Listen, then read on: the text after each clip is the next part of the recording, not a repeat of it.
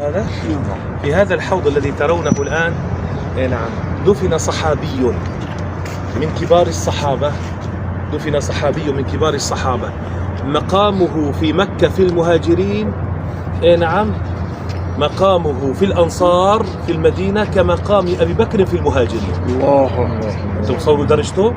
أبو بكر في رقم واحد مثله في مكة، هذا رقم واحد في المدينة. هذا حينما دخل الإسلام جاء إلى عشيرته قال لهم: نساؤكم وأولادكم علي حرام حتى تتبعوا محمدا. فأسلم 10,000 رجل وعمره 25 سنة. اسمه الذي اهتز عرش الرحمن حينما انتقل إلى الله، سيدنا سعد بن معاذ رضي الله عنه وارضاه. هنا دفن سعد بن معاذ الذي أمره النبي عليه الصلاة والسلام أن يحكم ببني قريظة، اللي ذكرنا قصته في الساحة من قبل قليل. قال النبي: أين سعد؟ قال: يصاب جرحا برجله. قال: نادوه. فنودي سيدنا سعد وهو يتهادى بين اثنين والجرح فيه. قال: يا سعد احكم فيهم. قال: يا رسول الله أحكم فيهم وأنت رسول الله؟ قال: إن وحيا نزل علي يأمرني أن تحكم بهم أنت. قال: يا رسول الله يقتل رجالهم، تسبى ذراريهم، تقسم أموالهم. فتغير وجه النبي قال: هذا حكمك وحكم الله من فوق 7 سماوات. هذا سيدنا سعد بن معاذ دفنه النبي بيده عليه الصلاة والسلام بعد أن حكم بهم رضي الله عنه وأرضاه. رجع فانتفخت رجله قال: إلهي افجرها واجعل موتي فيها. عند ذلك فخرج عليه الصلاة والسلام ليشهد جنازته، ودفنه النبي بيده وواراه التراب لسيدنا سعد بن معاذ رضي الله عنه وارضاه. وكان هناك صحابيات كما يذكر ابن كثير في السيرة وغيره يجلسن، وأم سعد أنصارية كانت على الطرف من هذا الطرف البقيع الشريف تنتظر حال ما بها.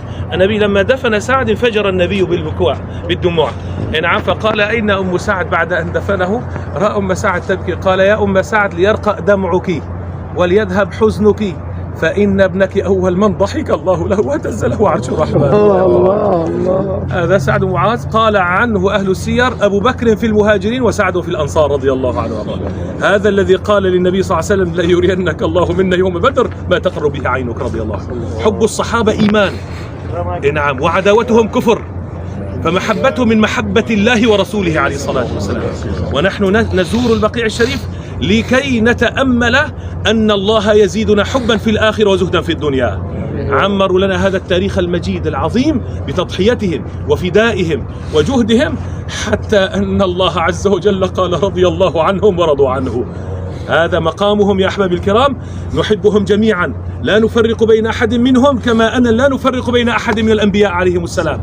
ونحن عندما نزورهم نستحضر ما قدموا من فداء وتضحية حتى نرجع إلى بلادنا إن شاء الله.